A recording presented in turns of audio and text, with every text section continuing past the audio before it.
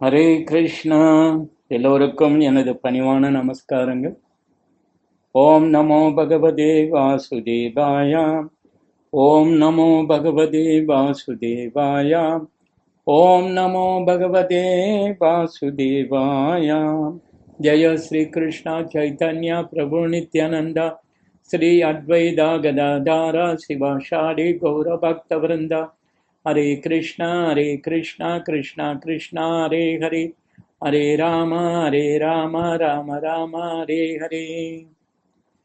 பகவத்கீதை உண்மை உருவில் அத்தியாயம் 12. அத்தியாயத்தின் தலைப்பு பக்தி தொண்டு. பதம் 10. மொழிபெயர்ப்பும் பொருளுரையும் வழங்கியவர் ஏசி பக்தி வேதாந்த சுவாமி ஸ்ரீல பிரபுபாதா, அகில உலக கிருஷ்ண பக்தி கழக ஸ்தபக ஆச்சாரியார். மொழிபெயர்ப்பு: பக்தி யோகத்தின் விதிகளை உன்னால் பயிற்சி செய்ய முடியாவிடில் எனக்காக மட்டும் செயலாற்ற முயல்வாயாக. ஏனெனில் எனக்காக செயல்படுவதன் மூலம் நீ பக்குவ நிலைக்கு வந்தடைவாய்.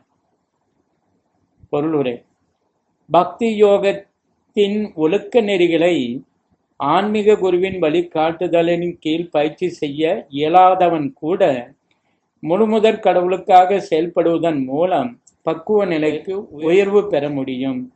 அத்தகு செயலை எவ்வாறு செய்வது என்பது 11ஆம் அத்தியாயத்தின் 55வது பதத்தில் ஏற்கனவே விளக்கப்பட்டது. ஒருவன் கிருஷ்ண பக்திக்கான பிரச்சாரத்தின் மீது அனுதாபம் உடையவனாக இருக்க வேண்டும். பல்வேறு பக்தர்கள் கிருஷ்ண உணர்வை பிரச்சாரம் செய்வதில் ஈடுபட்டுள்ளனர். அவர்களுக்கு உதவி தேவை. எனவே பக்தி யோகத்தில் ஒழுக்க நெறிகளை ஒருவனால் நேரடியாக பயிற்சி செய்ய இயலாவிடினும் அவன் அத்தகைய செயல்களுக்கு உதவி செய்ய முயற்சி செய்யலாம். எந்த ஒரு முயற்சிக்கும் நிலம், பணம், நிர்வாகம் மற்றும் தொழிலாளர்கள் அவசியம். உதாரணமாக, ஒருவன் வியாபாரம் செய்ய விரும்பினால் தங்குவதற்கான இடம், உபயோகத்திற்கான முதலீடு, உழைப்பாளிகள், வளர்ச்சி அடைய ஒரு நிர்வாகம் ஆகியவை அவனுக்கு தேவைப்படுகின்றன. அதுபோலவே கிருஷ்ணருடைய தொண்டிற்கும் இவை தேவைப்படுகின்றன. ஒரே வேறுபாடு என்னவெனில், ஜட உலகில் ஒருவன் புலனுகர்ச்சிக்காக செயலாற்றுகின்றான். ஆனால் அதே செயலினை கிருஷ்ணரின் திருப்திக்காகவும் செய்ய முடியும். அஃது ஆன்மீக செயலாகிவிடும். ஒருவனிடம் போதுமான பணம் இருந்தால் அவன் கிருஷ்ண உணர்வை பரப்புவதற்கான ஒரு அலுவலகத்தையோ கோவிலையோ கட்டுவதில் உதவி செய்யலாம், அல்லது புத்தகங்களை வெளியிடுவதற்கு உதவலாம். செயல்களில் பல்வேறு துறைகள் உள்ளன. ஒருவன் இச்செயல்களில் ஆர்வமுடையவனாக இருக்க வேண்டும்.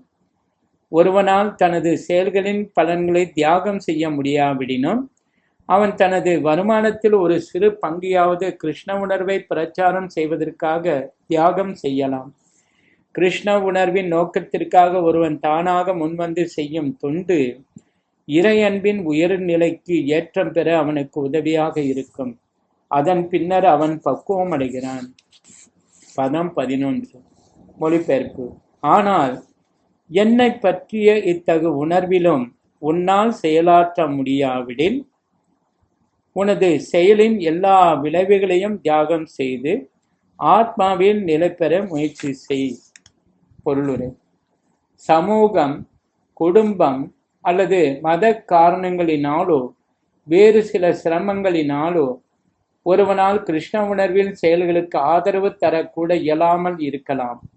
கிருஷ்ண உணர்வின் செயல்களில் அவன் தன்னை நேரடியாக இணைத்துக் கொண்டால் குடும்ப உறுப்பினர்கள் அதற்கு எதிர்ப்பு தெரிவிக்கலாம், அல்லது இதர கஷ்டங்கள் இருக்கலாம். அத்தகு பிரச்சனைகள் உடையவன் தனது செயல்களின் மூலம் சேர்த்து வைத்துள்ள பலன்களை ஏதேனும் நற்காரணத்திற்காக தியாகம் செய்ய வேண்டும் என்று அறிவுறுத்தப்படுகிறான். அதற்கான வழிமுறைகள் வேதங்களில் கொடுக்கப்பட்டுள்ளன. ஒருவன் தனது முந்தைய செயல்களின் பலன்களை அர்ப்பணிப்பதற்கு தகுந்த சடங்குகள், யாகங்கள் மற்றும் புண்ணியத்தை கொடுக்கும் சிறப்பு வாய்ந்த நிகழ்ச்சிகளை பற்றிய பல்வேறு விளக்கங்கள் வேதங்களில் உள்ளன. இவ்வாறாக அவன் படிப்படியாக ஞானத்தின் நிலைக்கு உயர்வு பெற முடியும். கிருஷ்ண உணர்வின் செயல்களில் ஆர்வம் இல்லாதவன் கூட தான் பாடுபட்டு சம்பாதித்ததின் பலனை மருத்துவமனைகளுக்கு அல்லது ஏதேனும் சமூக நிறுவனங்களுக்கு தானமாக கொடுப்பதை நம்மால் காண முடிகின்றது. அதுவும் இங்கே சிபார்சு செய்யப்படுகின்றது. ஏனெனில் தனது செயல்களின் பலன்களை துறப்பது என்னும் பயிற்சியினால் அவன் தனது மனதை படிப்படியாக தூய்மைப்படுத்திக் கொள்வது உறுதி. மேலும் மனதின் அத்தகு தூய்மையான நிலையில் அவன் கிருஷ்ண உணர்வை புரிந்து கொள்ளும் நிலைக்கு வருகின்றான். கிருஷ்ண உணர்வு வேறு எந்த அனுபவத்தையும் சார்ந்ததல்ல. மேலும் மனதினை தூய்மைப்படுத்த கிருஷ்ண உணர்வே போதுமானது என்பது உண்மைதான். இருப்பினும் கிருஷ்ண உணர்வினை ஏற்றுக்கொள்வதில் ஏதேனும் இடையூறுகள் இருப்பின் அவன் தனது செயல்களின் பலன்களை தியாகம் செய்ய முயற்சி செய்யலாம். இதன் அடிப்படையில் சமூக தொண்டு, குலத்தொண்டு, தேசத்தொண்டு, தேசத்திற்கு தியாகம் செய்தல் போன்றவை ஏற்றுக்கொள்ளப்படலாம். அவற்றின் மூலம் ஏதேனும் ஒரு நாள் அவன் முழுமுதற் கடவுளுக்கு தூய பக்தி தொண்டு செய்யும் நிலைக்கு வந்து அடைய முடியும். பகவத்கீதையில் 18:46 உன்னத காரணத்திற்காக தியாகம் செய்ய விரும்புபவன் கிருஷ்ணரே உன்னத காரணம் என்பதை அறியாமல் இருந்தாலும் தியாக வழிமுறையின் மூலம் படிப்படியாக கிருஷ்ணரே உன்னத காரணம் என்பதை உணரும் நிலைக்கு வந்து அடைகிறான் என்று கூறப்பட்டுள்ளதை நாம் காண்கிறோம். பதம் 12 மொழிபெயர்ப்பு. இப்பயிற்சியினை உன்னால் ஏற்றுக்கொள்ள முடியாவிடில் ஞானத்தை விருத்தி செய்வதில் உன்னை ஈடுபடுத்திக் கொள். இருப்பினும் ஞானத்தை விட தியானம் சிறந்தது. மேலும் தியானத்தை விட செயல்களின் பலன்களை தியாகம் செய்தல் சிறந்தது.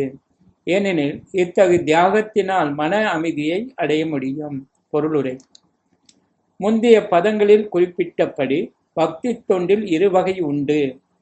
ஒழுக்க நெறிகளை கொண்ட வழிமுறை மற்றும் முழுமுதற் கடவுளின் மீதான அன்பில் முழுமையான பற்றுதல் கொண்ட வழிமுறை. கிருஷ்ண உணர்வின் அத்தகு கொள்கைகளை முறையாக பின்பற்ற இயலாதவர்கள் ஞானத்தை விருத்தி செய்வது சிறந்தது.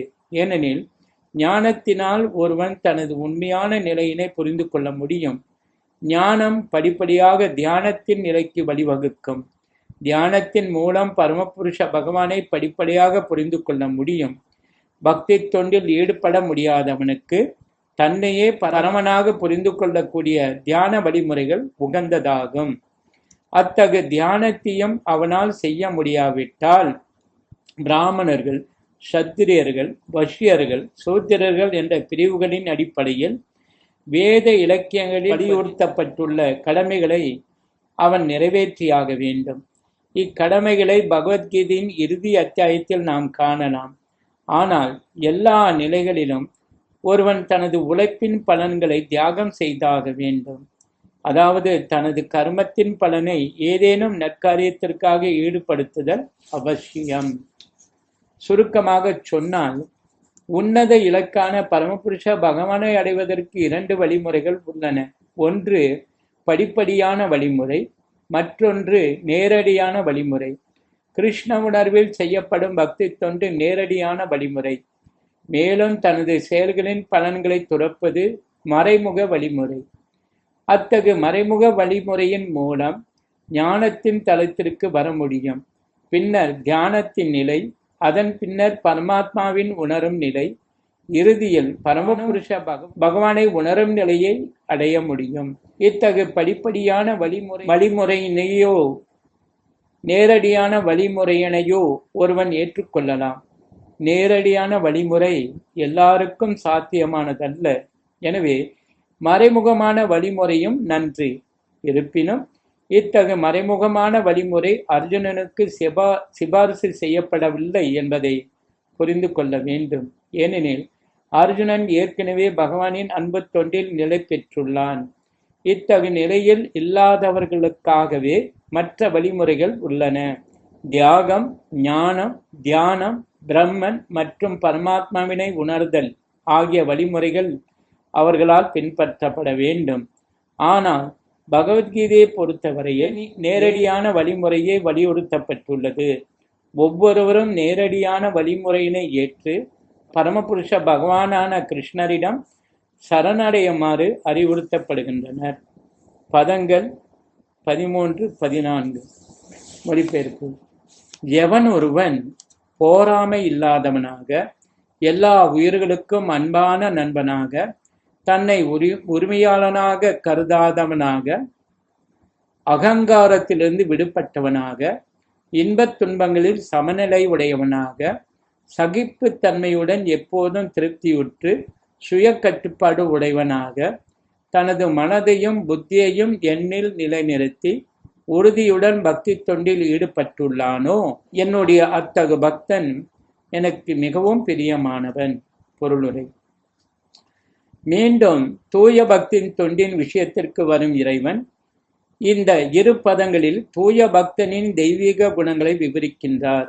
ஒரு தூய பக்தன் எந்த சூழ்நிலையிலும் சஞ்சலம் அடைவதில்லை, யார் மீதும் அவன் போராமை கொள்வதும் இல்லை, தனது எதிரிக்கு எதிரியாகவும் அவன் ஆவதில்லை. எனது சொந்த கர்ம வினையினால் இந்த நபர் எனக்கு எதிரியாக செயல்படுகிறார், எனவே அவரை எதிர்ப்பதை விட துன்பப்படுவதே சிறந்தது என்று பக்தன் நினைக்கின்றான். ஸ்ரீமத் பாகவதத்தில் 10:14-8 கூறப்பட்டுள்ளது. பக்தன் எப்போதெல்லாம் துயரத்தில் உள்ளானோ, சிக்கலில் வீழ்ந்து விட்டானோ, அப்போதெல்லாம் அவன் அவற்றை தன் மீதான இறைவனின் கருணையாக எண்ணுகின்றான்.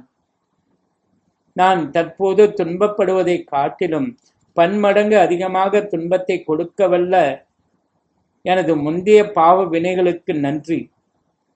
நான் அனுபவிக்க வேண்டிய தண்டனைகள் அனைத்தையும் நான் அடையாமல் இருப்பதற்கு முழுமுதற் கடவுளின் கருணையே காரணம். அந்த பரமபுருஷ பகவானின் கருணையினால் நான் மிகவும் குறைவான துன்பத்தையே பெற்றுள்ளேன் என்று அவன் நினைக்கின்றான். எனவே பல்வேறு துன்பமிக்க சூழ்நிலைகளிலும் பக்தன் அமைதியாகவும் பொறுமையாகவும் இருக்கின்றான். மேலும் பக்தனானவன் தனது எதிரி உட்பட அனைவரிடமும் எப்போதும் அன்புடையவனாகவே உள்ளான். நிர்மமா என்றால் உடலை சார்ந்த வலிகளுக்கும் துன்பங்களுக்கும் பக்தன் அதிக முக்கியத்துவம் கொடுப்பது இல்லை என்று பொருள். ஏனெனில் தான் இந்த ஜடவுடல் அல்ல என்பதை அவன் பக்குவமாக அறிந்துள்ளான். பக்தன் தன்னை உடலுடன் அடையாளம் கொள்ளாத காரணத்தினால் அவன் அகங்காரத்திலிருந்து விடுபட்டு இன்பத் துன்பத்தில் சமநிலையுடன் உள்ளான். சகிப்புத்தன்மையுடைய அவன் முழுமுதற் கடவுளின் கருணையினால் என்ன வருகின்றதோ அதை கொண்டு திருப்தி அடைகிறான். பெரும் சிரமத்துடன் அடையப்படும் பொருள்களுக்காக அவன் முயற்சி செய்வதில்லை. எனவே எப்போதும் மகிழ்ச்சியாக உள்ளான். ஆன்மீக குருவிடமிருந்து பெறப்பட்ட அறிவுரைகளின் நிலை பெற்றிருப்பதால் அவன் பரிபூர்ண யோகியாவான். மேலும் அவனது புலன்கள் கட்டுப்படுத்தப்பட்டிருப்பதால் அவன் உறுதியுடன் உள்ளான். பக்தி தொண்டின் நிலைத்த உறுதியிலிருந்து அவனை யாரும் விலக்க முடியாது என்பதால் தவறான வாதங்களினால் அவன் அடித்துச் செல்லப்படுவதில்லை. கிருஷ்ணரே நித்தியமான பகவான் என்பதில் அவன் முழு உணர்வுடன் இருப்பதால் யாரும் அவனுக்கு தொல்லை கொடுக்க முடியாது. இத்தகு தகுதிகள் அனைத்தும் மனதையும் புத்தியையும் முழுமுதற் கடவுளின் மீது முழுமையாக பதிய செய்வதற்கு அவனுக்கு உதவும். பக்தி தொண்டின் இத்தகைய உயர்வு நிலை ஐயமின்றி மிகவும் அரிதானது. இருப்பினும் பக்தி தொண்டின் ஒழுக்க நெறிகளை பின்பற்றுவதன் மூலம் அத்தகு உயர்வு நிலையில் பக்தன் நிலை பெறுகின்றான். அது மட்டுமின்றி பூரண கிருஷ்ண உணர்வில் ஆற்றப்படும் தனது பக்தனின் செயல்கள் தனக்கு எப்போதும் மகிழ்ச்சியை கொடுப்பதால் அத்தகு பக்தன் தனக்கு மிகவும் பிரியமானவன் என்று பகவான் கூறுகின்றார். ஸ்ரீ ஸ்ரீமத் பகவத்கீதா கி ஜெய், ஸ்ரீல பிரபுபாத் கி ஜெய், கௌர பிரமநந்தே ஹரி ஹரி போல்.